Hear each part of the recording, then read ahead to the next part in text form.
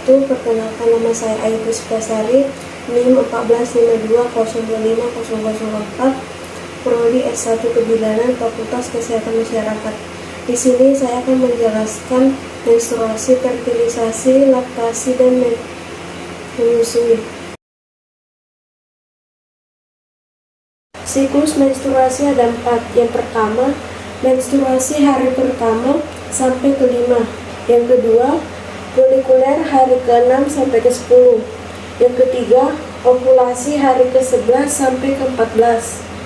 Yang keempat, luteal hari ke-15 sampai ke-28. Yang pertama, menstruasi.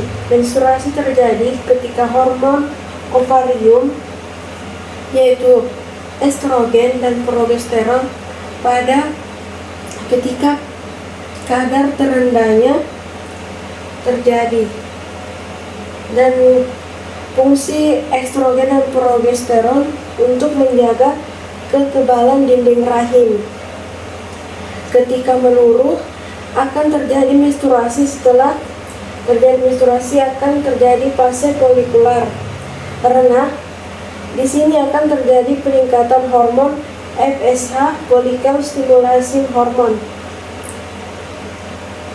Fungsi dari FSH yaitu mematangkan folikel yang akan menjadi ovum.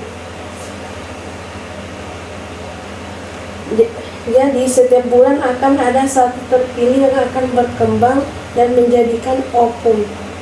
Dan FSH ini diproduksi di anterior pituitary, akan menuju ke ovarium untuk stimulasi folikel. Folikel yang sudah matang, dia akan memproduksi hormon yang namanya estrogen. Dan hormon estrogen ini akan menebalkan dinding rahim. Pada saat estrogen melonjak, akan terbentuk yang namanya hormon LH, luteinizing hormone.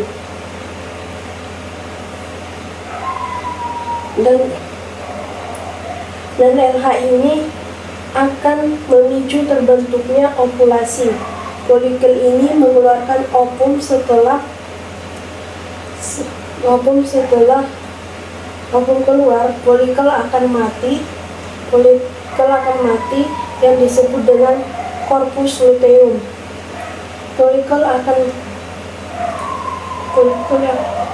Tapi corpus luteum ini memproduksi hormon yang namanya progesteron.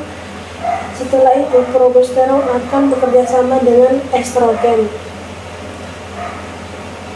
untuk menebalkan dinding rahim. Untuk jaga-jaga, barangkali akan terjadi pembuahan ketika ada sperma masuk, dan ovulasi terjadi di hari ke-14 dan hari ke-14 sampai 28 hari ini masa subur. Sebelum terjadi fertilisasi, yang pertama akan terjadi yang namanya ovulasi, pelepasan oosit sekunder. Terus setelah pelepasan oosit akan terjadi pembuahan. Terus di hari pertama akan ada sel tunggal atau sigot. Terus yang kedua, hari kedua ada 2 sel yang terbentuk. Hari ketiga ada 4 sel. Hari keempat ada 16 sel.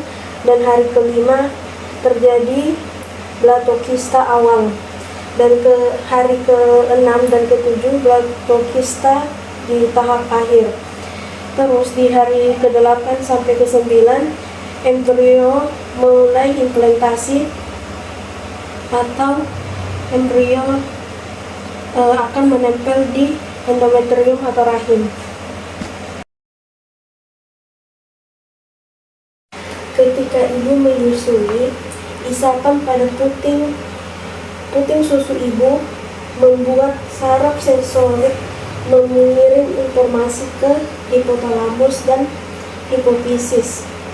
Hipofisis ini kelenjar yang ada di hipotalamus.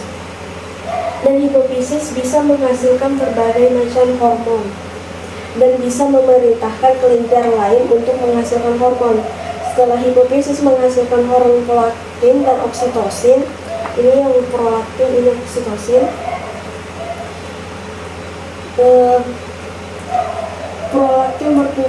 prolaktin akan bertugas untuk membantu produksi ASI. Sedangkan hormon oksitosin bertugas untuk membantu mengeluarkan ASI dari ASI ke payudara. Jadi ASI ini diproduksi di dalam alveoli. Alveoli ini terbentuk seperti anggur. Ketika alveoli berkumpul menjadi satu disebut dengan lobulus, dan lobulus terkumpul menjadi satu disebut dengan lobus. Terus hormon oksitosin akan membuat otot polos di sekitar alveoli berkontraksi sehingga air susu ini yang sudah diproduksi akan mengalir ke arah puting susu.